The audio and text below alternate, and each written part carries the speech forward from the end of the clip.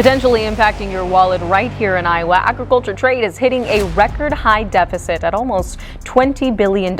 A growing row over international trade policy took a decisive turn when several large shipments of U.S. wheat were outright rejected by foreign buyers, many of whom have now begun redirecting their contracts and purchases toward Canadian suppliers instead. The spark for this shift was the recent announcement of sweeping tariffs by newly elected U.S. President Donald Trump. Promoted under the banner of America First, the new tariffs were aimed at punishing what the administration described as unfair trade practices by long-standing economic partners. However, the global response has not followed the script the White House anticipated. Rather than renegotiating trade agreements or bending to American demands, countries around the world imposed retaliatory tariffs of their own. The result has been a sharp and sudden contraction in U.S. agricultural exports, with wheat becoming one of the earliest and most visibly affected commodities. Before we start, smash the like and subscribe buttons for more updates. The implications for U.S. farmers have been immediate and jarring.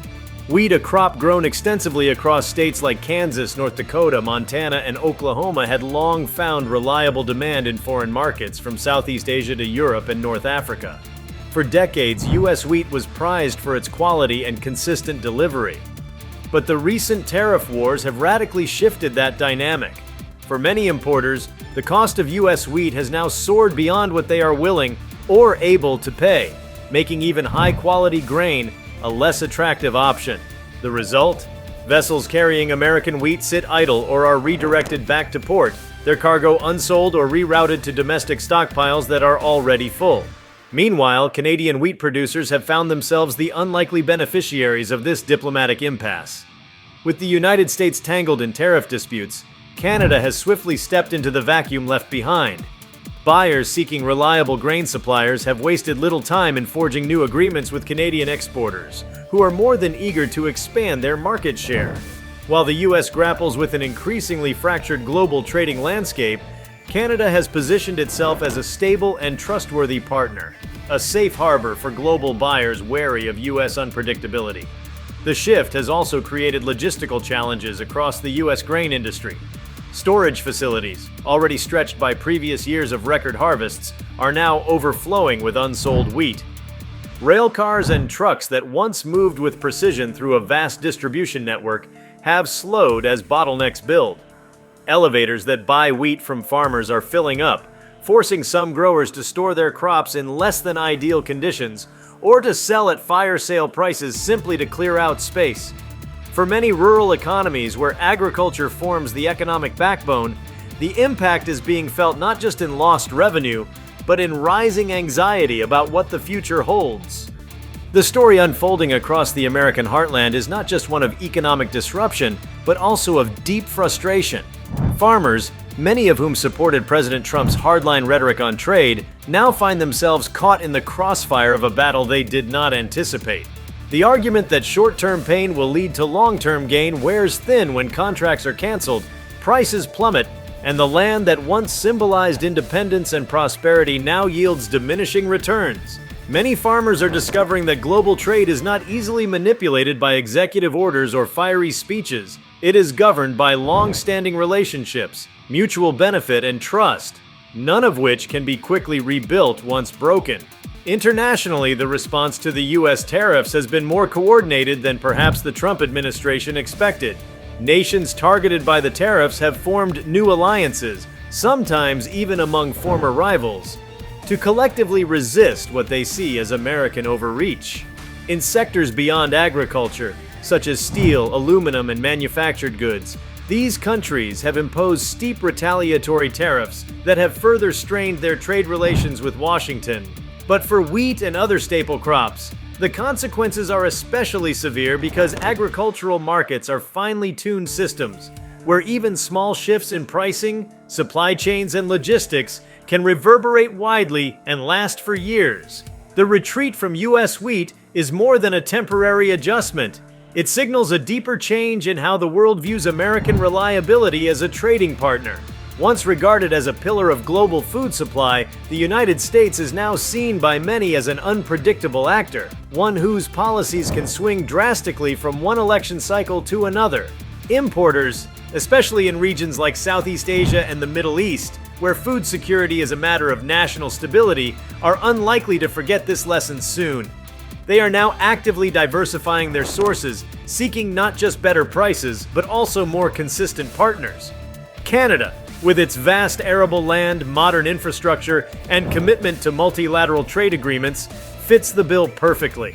This redirection of demand has breathed new life into Canada's grain export industry. Ports like Vancouver and Prince Rupert have seen increased activity as ships previously bound for U.S. terminals are now redirected northward. Rail systems are operating at full tilt to meet the rising demand, and grain handlers are scaling operations to keep pace. For Canadian farmers, this moment represents a rare alignment of opportunity, timing, and global need. Unlike their U.S. counterparts, they have not been forced to absorb sudden losses or scramble to find buyers. They are the buyer's new first choice. On the financial side, the fallout has also begun to ripple through commodity markets and futures exchanges. Wheat prices in U.S. markets have become increasingly volatile, with investors unsure how to price the crop amid so much uncertainty. Traditional hedging strategies, once used to mitigate the risk of bad weather or poor yields, now feel inadequate against the backdrop of geopolitics. Banks and insurers that underwrite farming operations are reassessing their exposure to regions heavily reliant on exports. Some have already tightened credit conditions for grain producers, compounding the financial strain. The diplomatic arena has not been spared either. Ambassadors, trade envoys, and agricultural attachés are now in near constant discussions, trying to salvage what remains of long-standing partnerships. Behind closed doors, allies express bewilderment and concern over the United States' willingness to jeopardize crucial industries for the sake of political leverage. In agricultural forums, where the U.S. once played a leadership role, its representatives are now often on the defensive, attempting to justify policies that have alienated nearly every major trading partner. The moral authority of the U.S. in promoting free and fair trade has taken a profound hit, perhaps one that will take years to recover from. The human dimension of the crisis is no less compelling. Across small farming towns, there is a sense of betrayal and confusion. Many communities that heavily backed Trump during the election now find themselves asking hard questions. Was the promise of revitalized American industry worth the cost to agriculture? Will the markets they've lost ever return? And if not, what does that mean for the generations of farmers who have built their lives around a system that is no longer working in their favor? There is also a growing realization that trade is not a zero-sum game. The belief that economic concessions from one country necessarily equate to gains for another is proving overly simplistic. In reality, trade relationships are complex ecosystems where cooperation often yields the greatest mutual benefit. The attempt to reframe global commerce as a battlefield has disrupted these systems, not just hurting adversaries, but also inflicting deep wounds at home. Wheat, as a globally traded staple, is just the most visible casualty for now. Other sectors may soon follow. This shift toward Canadian markets marks more than a geographic rerouting of wheat exports. It represents a rebalancing of global trust and interdependence. Nations once deeply integrated with the U.S. economy are now recalibrating their supply chains to reduce reliance on American products and policies. This move is not made lightly. It takes years to build the infrastructure, logistics, and trust required to support new trade routes. But the process has begun in earnest, and each diverted shipment cements a new reality. The world is moving on. The sense of urgency among American policymakers is growing, but the options for course correction are narrowing. Rolling back tariffs now would be politically risky for an administration that has staked its identity on economic nationalism. Yet maintaining them continues to alienate global partners and deepen domestic pain. With each passing month, the gap between American wheat production and global wheat demand grows wider. And in that space, Canadian producers continue to step forward. One of the ironies of the situation is that American wheat farmers have not suddenly become less efficient, nor has their product declined in quality. In many cases, they are still producing some of the world's best grain. What has changed is the context in which they operate: a global market less welcoming, a government less cooperative, and a diplomatic environment fraught with tension. These are not factors any individual farmer can control, but they are the forces shaping their future nonetheless. The question now is whether the US can or will choose to rejoin them.